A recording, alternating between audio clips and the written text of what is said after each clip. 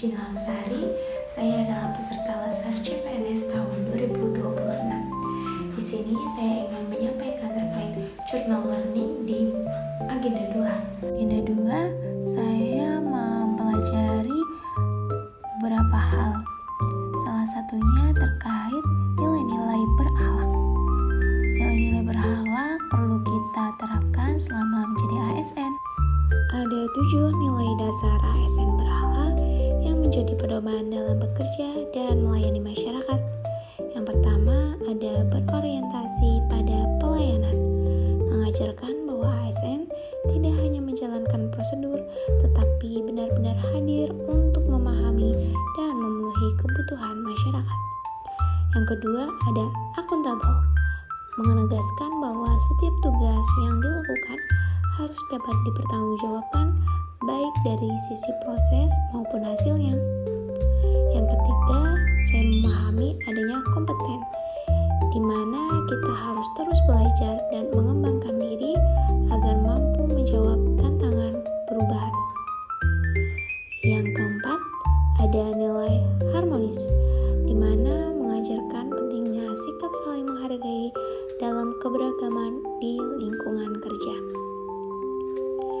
Kemudian ada loyal, yang memberikan pemahaman bahwa ASN itu harus setia kepada Pancasila, Undang-Undang Dasar 45, serta pemerintahan yang sah dengan mengutamakan kepentingan bangsa dan negara di atas kepentingan pribadi ataupun golongan. Selanjutnya ada adaptif, mengajarkan ASN untuk mampu menyesuaikan diri terhadap perubahan, terbuka terhadap inovasi, dan tidak kaku dalam menghadapi dinamika lingkungan kerja. Yang terakhir ada kolaboratif, menegaskan bahwa keberhasilan pelayanan publik tidak dapat dicapai secara individu, tetapi harus melalui kerjasama dan sinergi yang kuat. Ya baik, itu tadi sedikit penjelasan terkait nilai-nilai berakhlak yang sudah saya pelajari selama mengikuti agenda 2. Perasaan saya selama mengikuti agenda 2 tentunya agenda 2 itu cukup menantang ya, tapi memberikan makna bagi saya, jadi saya tahu penerapan nilai-nilai berakhlak, pengimplementasiannya juga. Dan saya harapkan itu bisa saya terapkan selama menjadi ASN ke depannya. Selain itu, saya juga menemukan hambatan, yaitu terkait pengelolaan waktu selama agenda 2. Karena agenda 2 itu cukup banyak tugasnya, di mana ada saat mandiri dan ada pun saat bersama fasilitator. Tapi dengan itu juga melatih saya untuk lebih disiplin dan bertanggung jawab atas tugas yang sudah diberikan kepada saya dan harus saya selesaikan secara tepat waktu.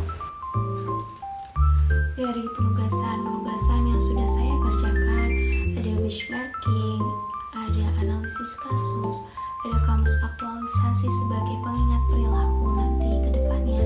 Di situ apabila digabungkan itu akan menjadi fondasi utama ketika saya bekerja dan menemukan suatu fenomena ataupun suatu kasus di mana saya harus menerapkan nilai-nilai berakhlak untuk menyelesaikan masalah-masalah tersebut. Untuk tindak lanjut ke depannya, saya akan berupaya untuk menerapkan nilai-nilai berakhlak di lingkungan kerja saya dan di pekerjaan saya sebagai perawat, di mana saya juga akan profesional dalam